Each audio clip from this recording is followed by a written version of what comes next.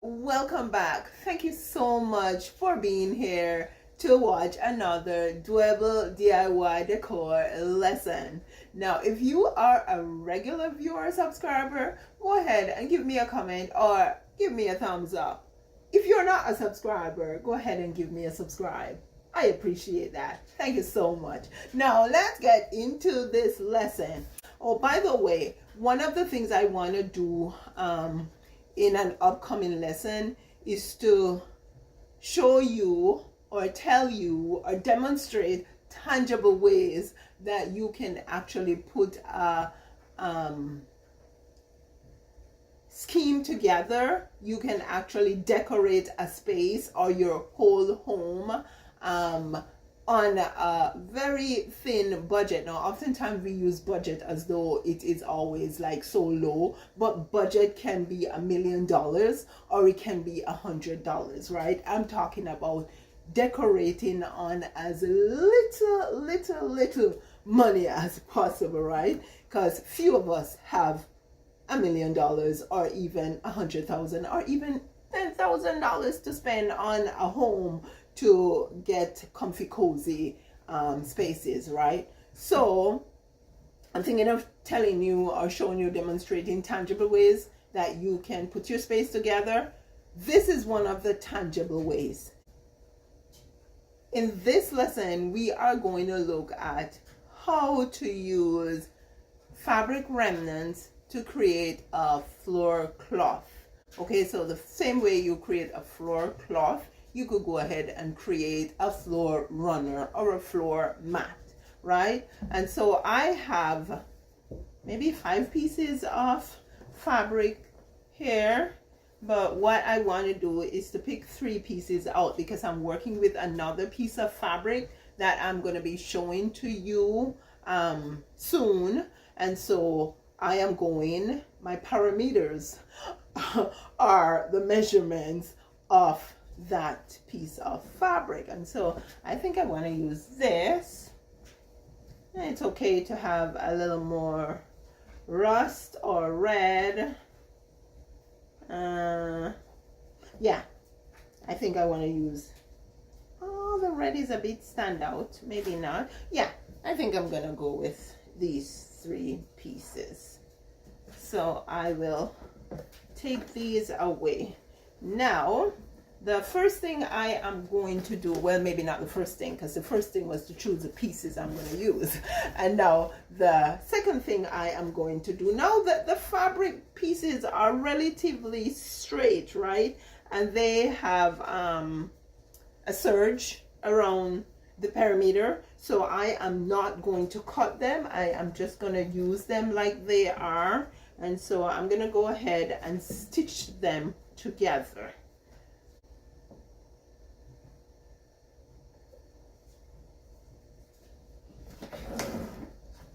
Now, I should mention that I am using a dual duty all-purpose thread, right? Especially when you're working with synthetic fabrics, I would suggest that you stay away from using anything that's weighing more on the cotton side. I would prefer to stay like for a polyester. And just for a little interest here, I am using a blue on the bottom for my bobbin and a green on the top.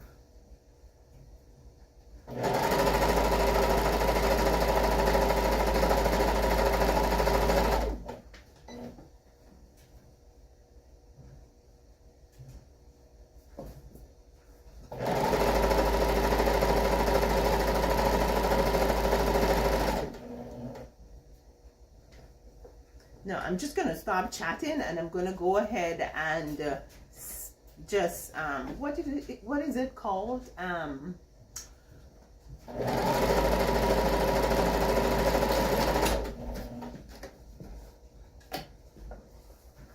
Time lapse. Yeah, that's what I was trying to remember. I'm going to go ahead and time lapse stitching the fabric pieces together.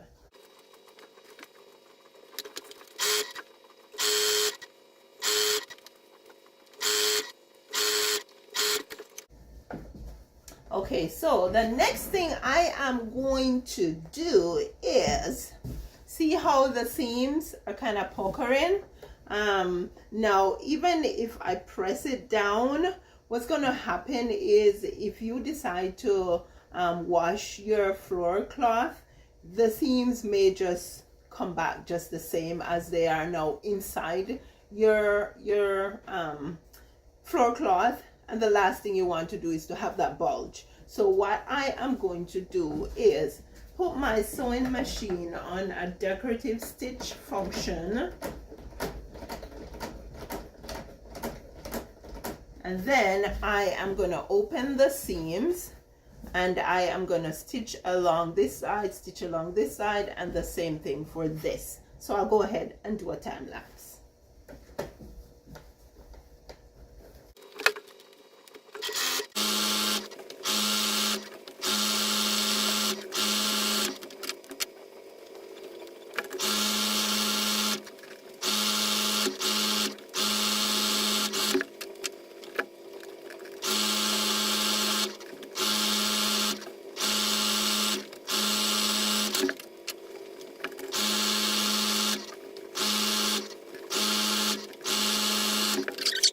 My seam, even if I wash the floor cloth, will stay flat. I have this piece of felt fabric. Yeah, it's a piece of fabric. You do have woven and non-woven fabric. This is non-woven. I am going to, yeah, I was saying before that this is actually a piece of non-skid or non-slip felt, and I am pretty sure, yeah, I need to turn the right side. I am pretty sure that I bought it at Costco. Yeah, I'm pretty sure of that. So what I'm gonna do is I'm just gonna fold this for a bit. I'm trying to find the center here.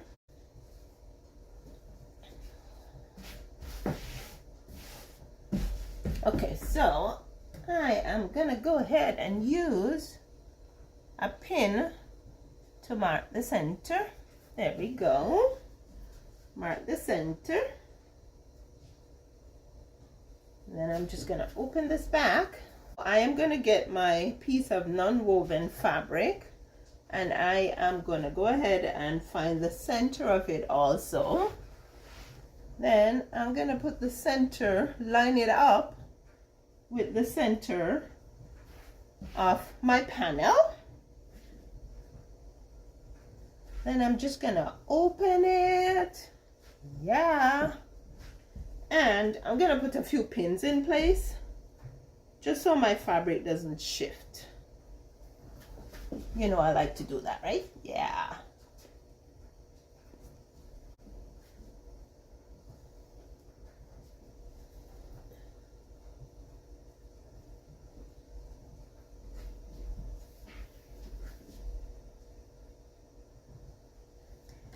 Now, the next thing I am going to do is to get my scissors, and I'm going to go ahead and cut the excess fabric off.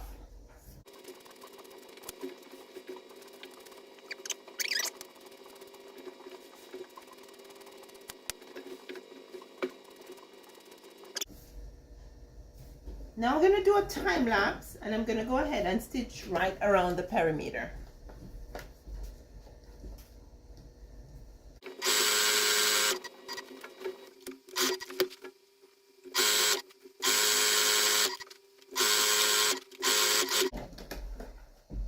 Now, I'm changing my mind. I am going to flip this and stitch on this side because this non-skid fabric is a bit sticky, so I have to be helping it along a bit too much, and I don't want to stretch it. So I'm going to stitch on this side.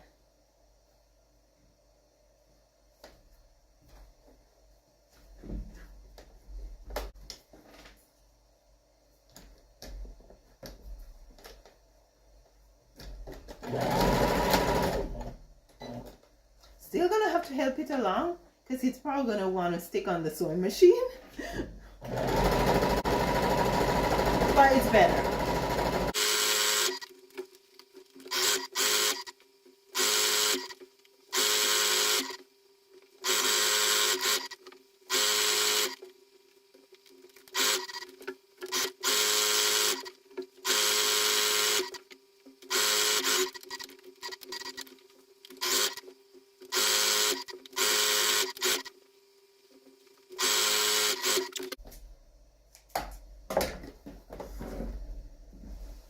Okay, so the next thing we're going to do is, yeah, of course, finish taking the pins out. How many are there? Okay, I think they're out. We are going to flip this inside out.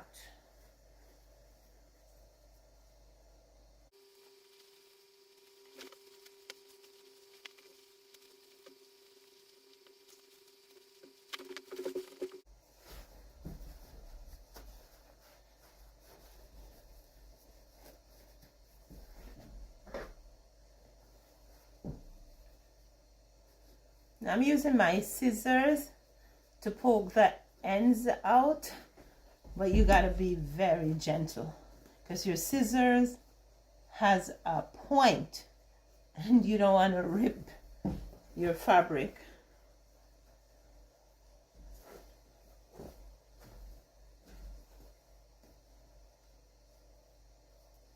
Okay, so now with this opening here, you could go ahead and slip stitch it, but I'm not going to slip stitch this because what I want to do is the same stitch that I used on the seams here, I'm going to use right around the perimeter.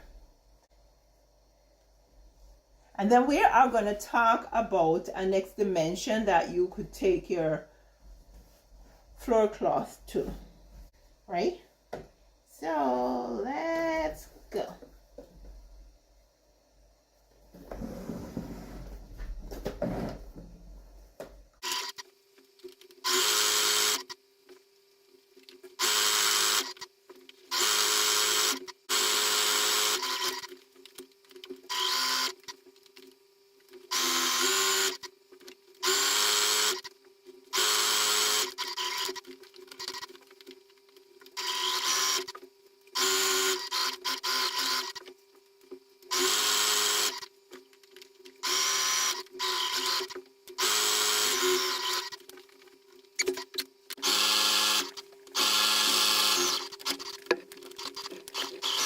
That's it, my friends. Our floor cloth is done.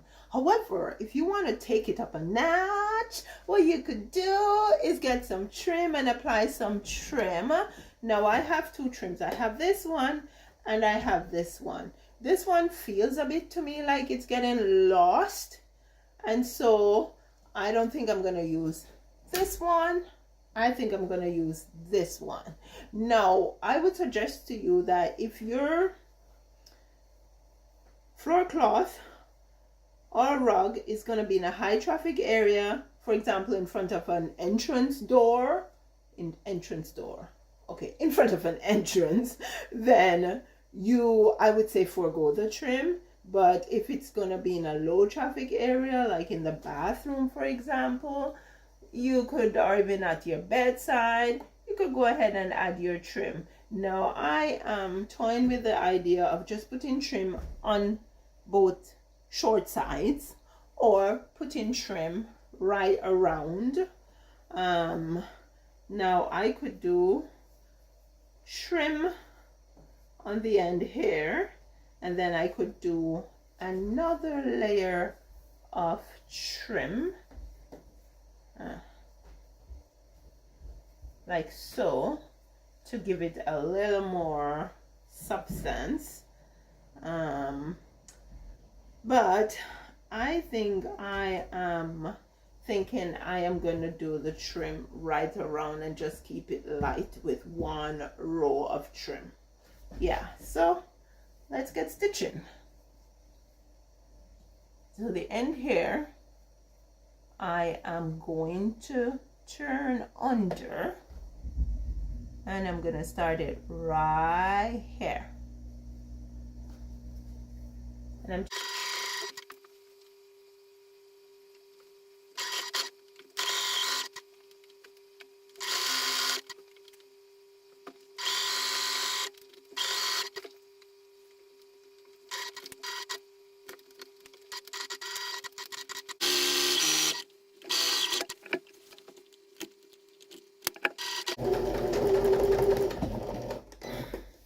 so this is how I do the corner. I turn it just like so, and then I just fold this little part down flat. That's it.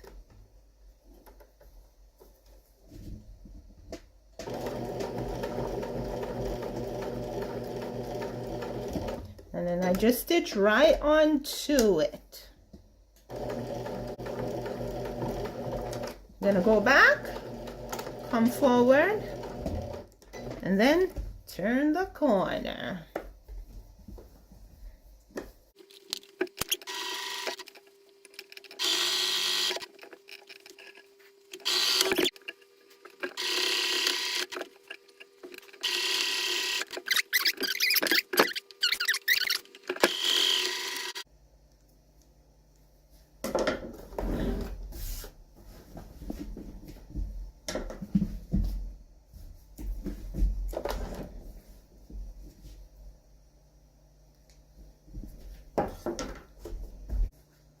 Okay, friends, so my rug is finished, or is it finished? I am thinking that I may want to take it a bit further, and I may want to add some gimp trim on top of this trim. And I think I'm going to do just that. The only thing is, I was looking at the green, I was looking at the peach, and the peach does go well with the colors here. However, it looks a bit dainty, and I think I would prefer more of a pop of color, and the green is not out of place. It's just a deeper shade of green, but to me that's okay. That is okay. Yeah, another thing I want to say to you guys is, if you're doing a floor cloth and you want to add a trim around the edges and it's going to be in a high traffic area, gimp would be your best choice. It's just plain simple. It takes a bit of a hardware, right? So it should be good. Now, yeah, let's go gimp it up. Gimp it up. Gimp it up.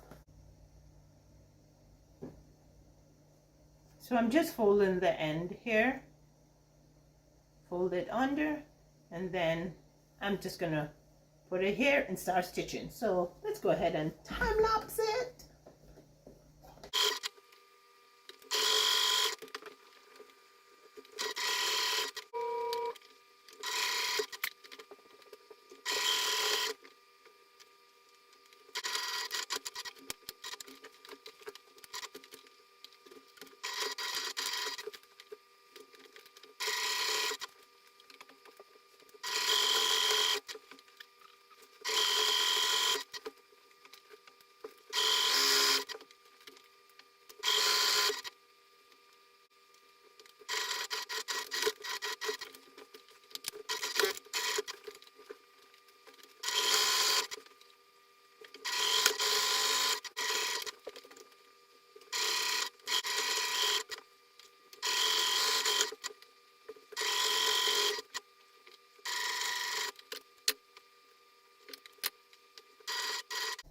This, my friends, is our DIY floor cloth finished with a non-skid back and trims. Let me know what you think in the comment section. Also, please like, share, and subscribe. Hope to see you for the next video.